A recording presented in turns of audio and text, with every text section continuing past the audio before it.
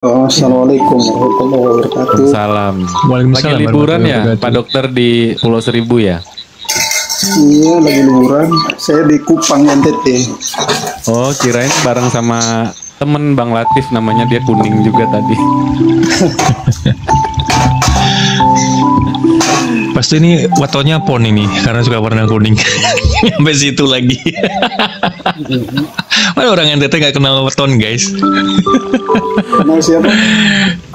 Weton. Weton. Nggak kenal. Apa kabar dok? Gimana dok? Ada yang mau bisa di-sharingin ke kita, ke teman-teman? Atau ada hal apa? Saya lebihnya ke motivasi saja. Boleh, Iya, boleh. Kasih semangat buat kita-kita yang masih junior-junior, Om. Gimana aja? Tapi izin, saya bukan dokter. Udah terus itu. Tapi namanya dokter. Nggak apa-apa, dokter cinta mungkin guys. Jadi kalau ada permasalahan cinta bisa konsultasi ke dokter Dahlan ini ya.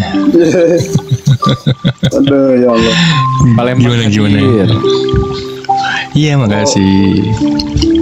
Gimana Om? Aku panggil Om aja ya. Ini kayaknya saya cerita ya. Ya, boleh. Saya cerita.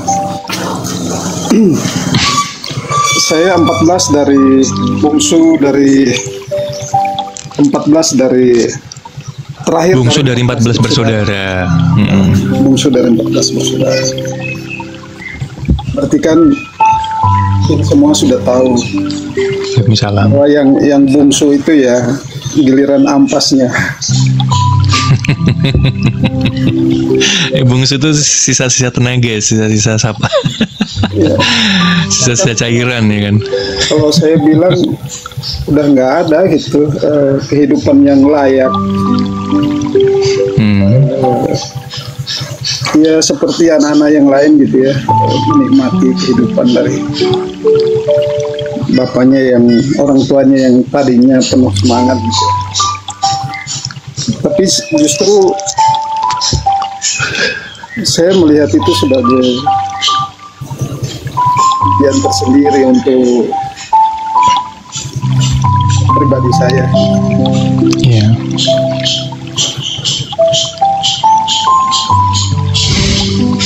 Dan itu sudah perjalanan hidup saya ini sudah saya garap ke dalam satu novel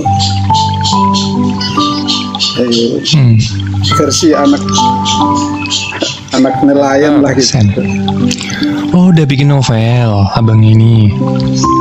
Sudah, saya ada beberapa Masih buku. absennya. Oke, udah cetak.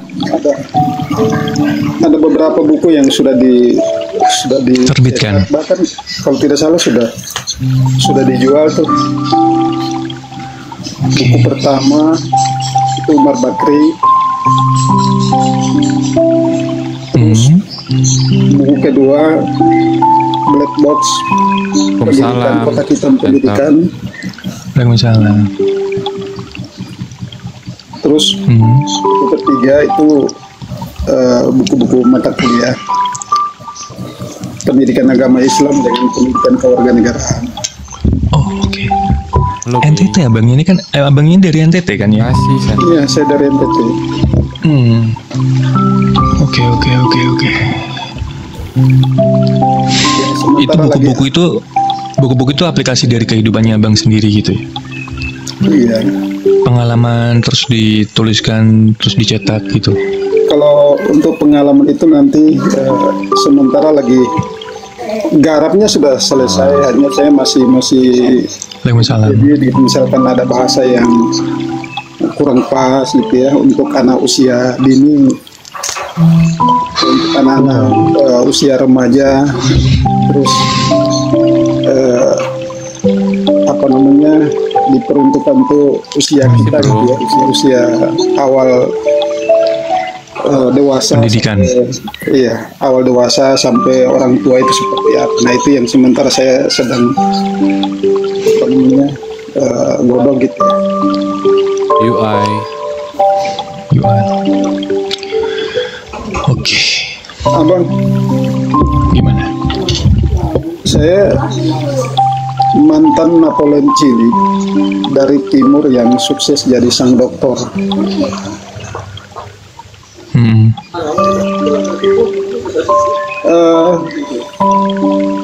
Saya kedewasaan berpikir itu tidak ditentukan berdasarkan fisik atau berdasarkan latar belakang kehidupan keluarga. Kedewasaan berpikir itu muncul ketika kita sudah membedakan baik dan buruk, layak untuk dilakukan, tidak layak untuk dilakukan. Jadi kalau misalnya saya ketika itu melihat orang tua sudah tidak berdaya, saya tidak mungkin berusaha.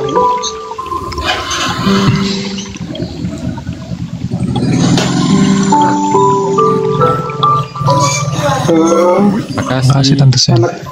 Anak-anak yang lain pergi sekolah,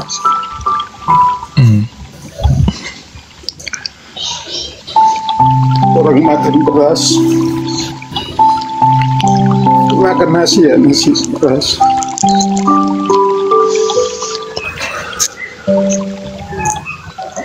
Saya makan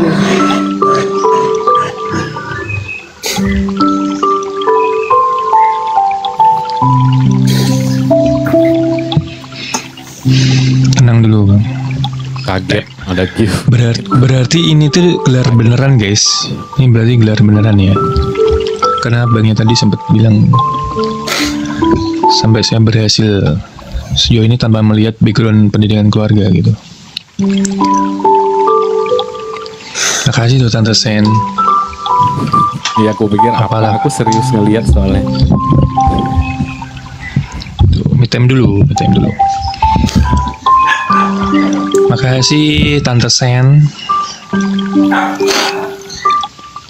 ubi kayu, di singkong yang WL aku tuh bunga. dijemur, dan itu sudah bertahun-tahun gitu ya.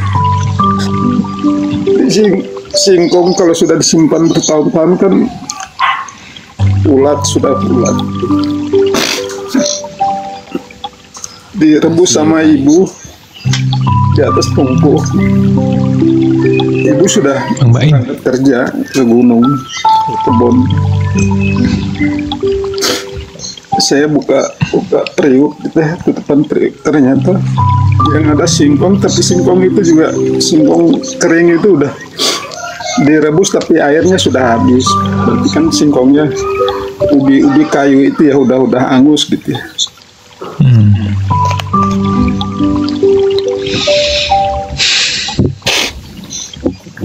Ya dengan banyak ulat di dalam singkong itu ya udah saya makan aja. Ambil 1-2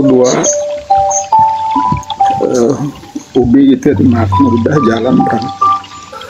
Terus dari segi pekian juga kalau teman-teman mah wow gitu ya, lengkap. Kalau saya asal ada baju dengan celana ya udah. Kalau tidak punya sepatu juga ya mungkin di kampung ketika itu.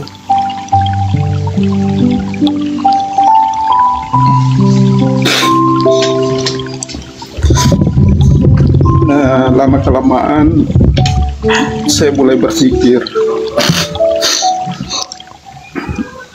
orang sekolah itu tidak perlu dengan uang, bismillah pun jadi.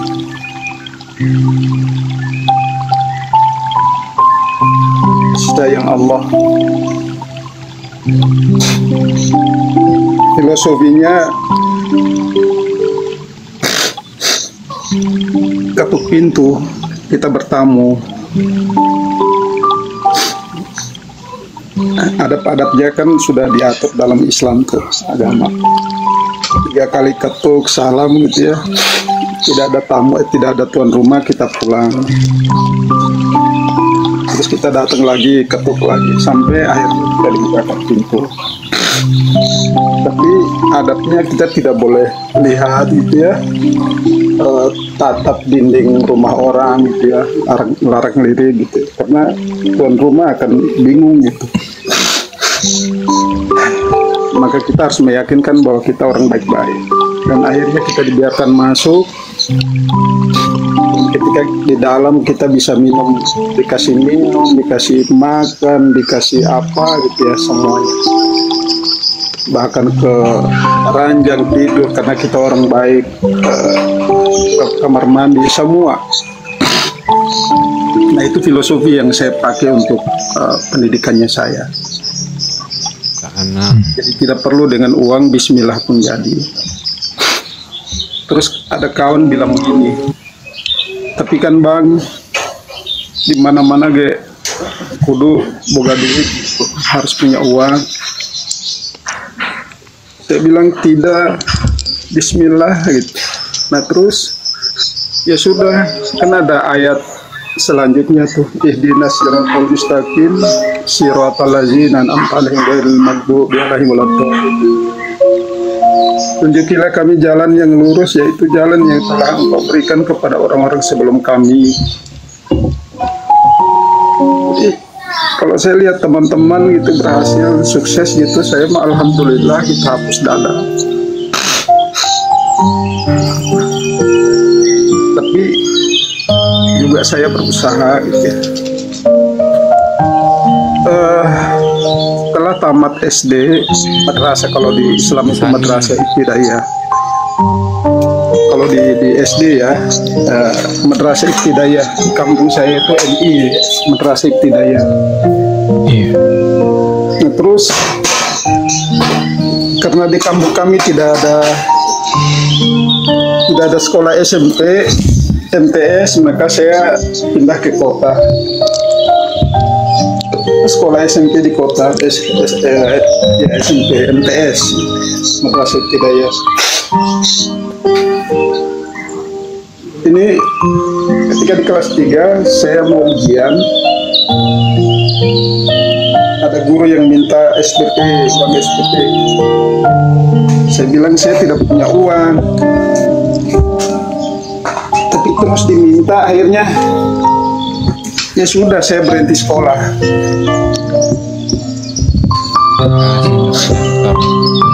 Saya berhenti sekolah dan saya putuskan pergi kembali ke kampung. Nah, kebetulan di kampung saya itu kan pulau.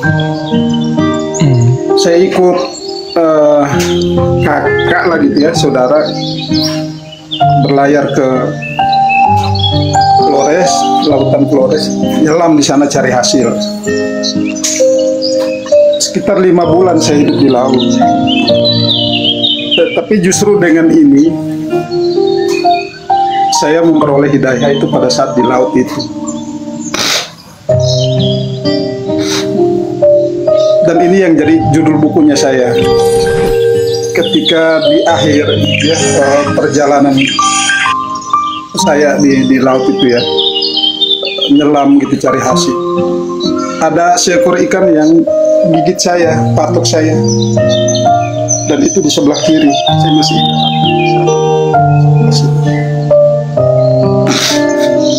uji cobanya sampai 3 kali. Gigitan pertama saya belum sadar, pas gigitan kedua saya baru sadar kalau ada masalah. Maka sambil di dasarnya laut itu saya sambil berpikir, apakah saya yang salah telah mengganggu kehidupan ikan gitu ya, atau ikan yang salah gitu. Nah, saya sambil terapung ke atas pelan-pelan. Masya Allah, jangan sampai ini kayaknya sudah ada jawaban nih, ada jawaban, akan ada jawaban. Saya ke permukaan, terus saya terapung posisi terlentang di atas. Ya Allah, saya sambil berdoa. Ya Allah, kalau memang ini adalah bukti jawaban atas kehidupannya saya, dan ini merupakan petunjuk yang benar-benar petunjuk gitu ya. Tolong buktikan yang ketiga kalinya. Saya pindah tempat dulu. Iya, iya, iya.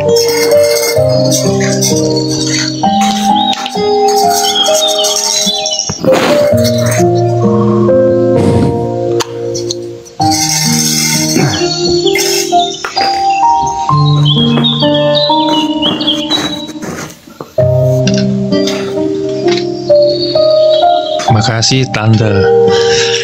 Nah, setelah saya berdoa dengan Allah gitu kan, berdoa kepada Allah, saya kembali turun, selam turun ke dasar lagi. Begitu saya turun, pegang ini karang, kan datang gigit saya yang ketiga kalinya. Nah, dari situ saya sudah tahu, sambil pelan-pelan naik kan, kita ini kan ada bahasa verbal dengan non verbal ya. Saya coba baca bahasanya ikan gitu ya, mulutnya ikan. Seakan-akan ikan akan memberitahukan kepada saya, negur saya. Hai manusia, bukankah engkau manusia diciptakan oleh Allah gitu ya, oleh Tuhan? Secara fisik katanya sempurna, tapi karena kurang lengkap maka diberilah akal supaya apa? Kalian berpikir. Samaria. Tapi kenapa kamu manusia ya kok bebas lepas ya? Kebiasaan kalian mengganggu kehidupan kami bangsa hewan yang tidak punya akal. Kami disediakan hanya semata-mata untuk melengkapi kehidupan kalian manusia. Kenapa kemudian justru kami yang bebas bertanggung jawab ketika kalian manusia berakal tapi bebas bertanggung jawab? Akhirnya apa bang? Saya kembali turun, kaki saya injak di pasir. Kali saya dorong sampai di atas, saya sambil teriak, Allahu Akbar. Teriakan pertama itu saya masih dengar suara saya. Teriak kedua lagi, Allahu Akbar, itu suara samar-samar. Nah, mulai teriakan ketiga itu semacam awan gitu ya, berbentuk corong putar dari langit sana turun sampai akhirnya nyambar saya. Dan ketika itu saya tidak tahu saya di posisi mana. Nggak sadar gitu maksudnya? Nggak sadar. Nah, sadar-sadarnya itu sekitar saya begitu sadar, kok saya terlentang di atas perahu. Nah, itu beban kehidupan semua udah beban kehidupan, permasalahan saya apa. Nah, ini kan sesuai dengan tema.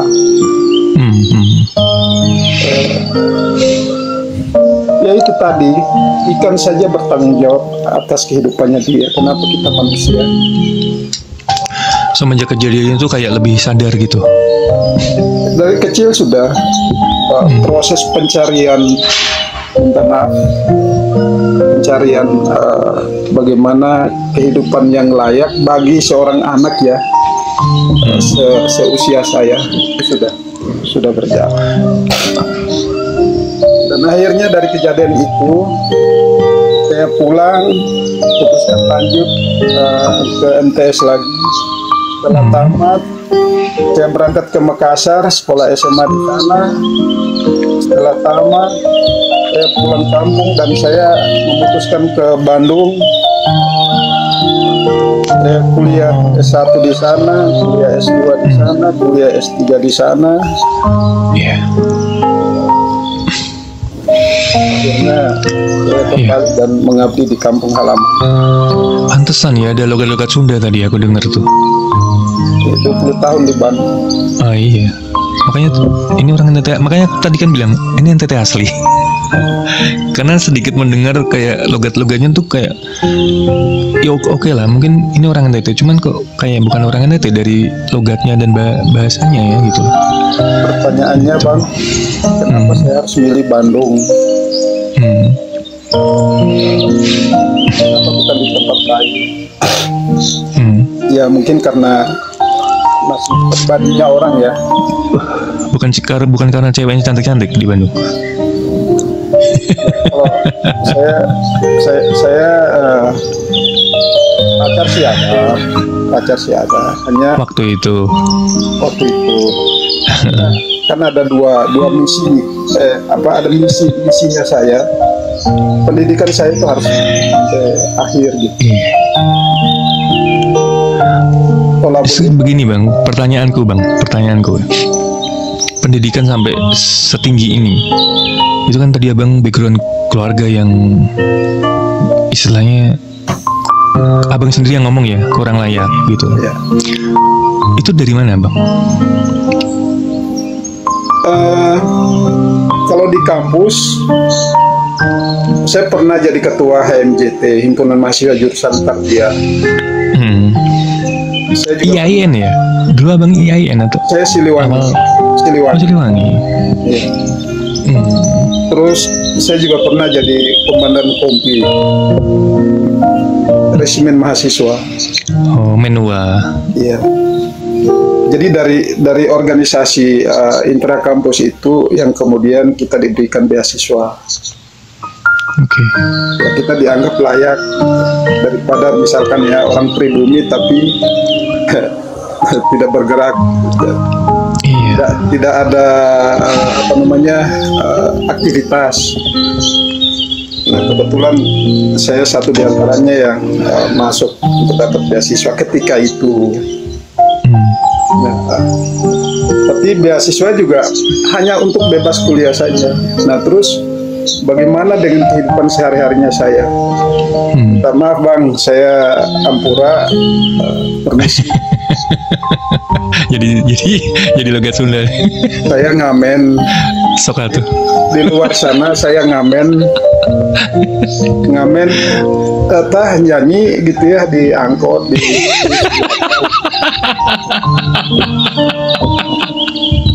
nggak apa, tapi memang terlihat kontras ya Bang ya. Mungkin dari tadi awal tuh aku nanya ini orang NTT asli apa enggak sih. Aku berpikir seperti itu dari awal tuh. Aku berarti ternyata oke, lanjut. Jadi kita harus sabar ya guys ya. Jadi orang bercerita itu pasti ada runtutannya nih. Ada sesuatu yang bisa kita ambil gitu. Ini contohnya. Tinggalnya jauh dari, tapi saya bukan tinggal di tempat kos, enggak. Saya pernah tinggal di pondok pesantren. Saya pernah tinggal dengan mamanya Mbak Dewi Yul. Penyanyi ya, Dewi Yul penyanyi itu ya? Iya, penyanyi. Yang kau bukan milikku lagi itu. Coba nyanyi Bang. Pernah tinggal dengan mamanya. Di pondok pesantren juga depannya itu rumahnya Bang Pembesak di Margahayu Raya. Tapi kalau di Makassar saya tinggal dengan keluarga kakaknya Andi Maria Metalata. Pembantu rumah tangga Bang. Kalau di Makassar itu saya jadi pembantu rumah tangga. Terus saya di Makassar itu pernah ngetenteng rokok isi di dus, jualan di pasar, jualan di jalan-jalan raya tuh di lampu-lampu merah di Makassar.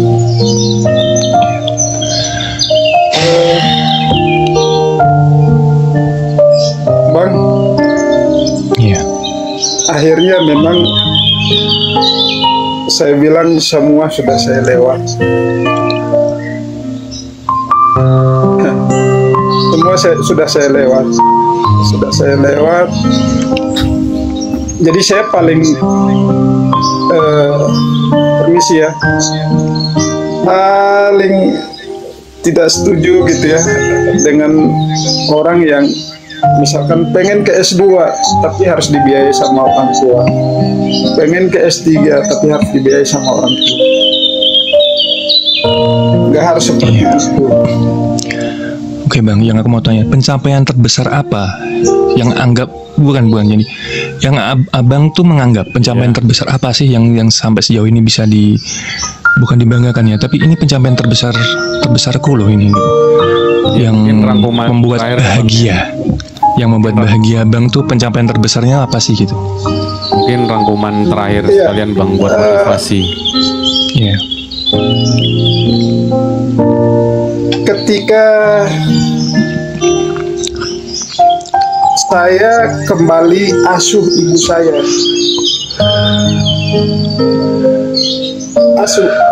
piara ibu saya. Ibu misalkan maaf, ibu buang kotoran, kencing atau BAB, kita ganti, pakaikan dia baju, cebok, pakaikan dia popok, merawat lah intinya ya. Dan saya senangnya itu karena saya bantu ibu tanpa, ya saya sendiri bantu ibu.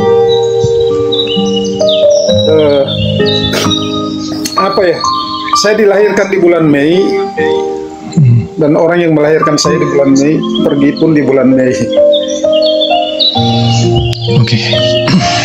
Berarti pencapaian terbesar itu bukan jabatan, bukan gelar, bukan pendidikan. Tidak. Pencapaian terbesar ketika kembali ke orang tua dengan keadaan yang lebih baik ya kan, lebih sukses. Kita berhasil, bisa menunjukkan. Berhasil. Bahkan ini Bang, kita sedang rawat ibu gitu ya, nyuapin ibu baru, oh ya Allah, di masa kecilnya saya seperti ini. Saya dicebol gitu ya, dipakaikan baju gitu apa. Itu pencapaian saya yang tidak bisa digantikan dengan apapun. Pendidikan kalau boleh tahu, dunia. Pendidikan itu dunia apa? Karena yang saya sampaikan tadi itu surganya saya. Iya. Saya bahagia di surga bersama ibu. Insya Allah ketika di alam lain pun kita masih bersama ibu. Kalau boleh tahu dok, ini spesialis atau umum ya? Saya dosen Bang. Dokter, ini doktor ya, bukan dokter ya, doktor ya. Dosen di mana? Alasan kenapa di emailnya saya tulis nama begitu. Kenapa? Kan orang suka bilang saya urakan. Iya. Dijelek-jelekin, di apa gitu. Memang saya tadinya panjang rambut Bang. Rocker ya. Iya, rocker.